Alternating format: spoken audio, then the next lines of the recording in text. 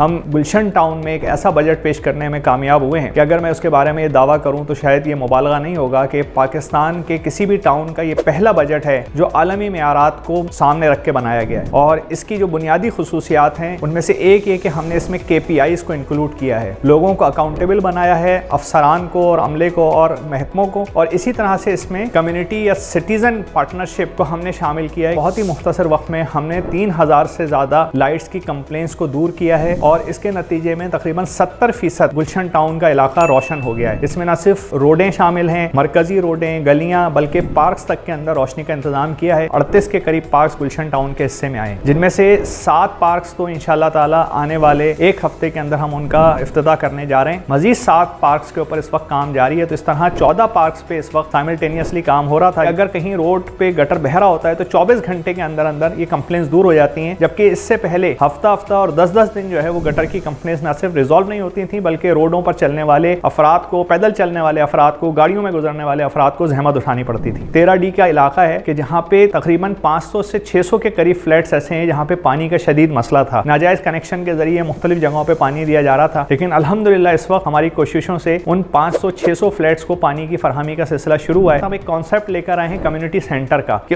उसमें ना सिर्फ ये कि लाइब्रेरी होगी बल्कि फ्री वाईफाई की सहूलत होगी कि लोग आके वहाँ पे बैठ के अपने दफातर का, अपने पढ़ने का काम कर सकें। और साथ ही साथ इंडोर गेम्स का भी हमने उसके अंदर इंतजाम किया है कि जहाँ पे मुख्तलिफ औकात में और औकात मुतय्यन होंगे लड़कों और लड़कियों के लिए कि वो आएँ और वहाँ पे उन इंडोर गेम्स से भी इस्तेफादा करें। इसी तरह खवातीन के लिए भी कुछ एक्टिविटीज़ का हम उसके अंदर सिलसिला शुरू कर रहे हैं, साथ में एक कैफ़े का सिलसिला शुरू कर रहे हैं। हर यूसी में एक कम्युनिटी सेंटर हमारा मिशन है। जिस वक्त हमने हल्फ उठाया उसके फौरी बाद सबसे बड़ी मुहिम हमारे सामने जो खड़ी थी वो आलाइशों को उठाने की थी बकरा ईद के मौके पे। अगरचे कि हमारे पास इख्तियार नहीं था, लेकिन जिस तरह जमात इस्लामी ने और हाफिज नईम साहब ने दावा किया था इलेक्शन मुहिम में कि हम इख्तियार ना होने के बावजूद उसका रोना नहीं रोएंगे बल्कि मेहनत करेंगे, काम करेंगे, उसी विजन को लेके हमने चरमे कुर्बानी के मौके पर आलाइशें उठाने की मुहिम का बीड़ा उठाया। और अल्हम्दुलिल्लाह मेरा ख्याल है कि कराची के अंदर गुलशन मिसाली टाउन साबित हुआ कि जिसने आलाइशों को न सिर्फ बर वक्त ठिकाने लगाया बल्कि हमें यहाँ तक लोगों के ज़बानी सुनने को मिला कि लगा ही नहीं कि इस दफ़ा बकरा ईद आई थी। हम हर यूसी में जा रहे हैं और वहाँ पे कुछ रोडों को मुख्तस करके उनकी सफाई, उनके फुटपाथों को रंगो रोगन करना, दरख्तों की छटाई करना, बागों के अंदर पौधे लगाना, रोडों की सफाई करना, रोडों पर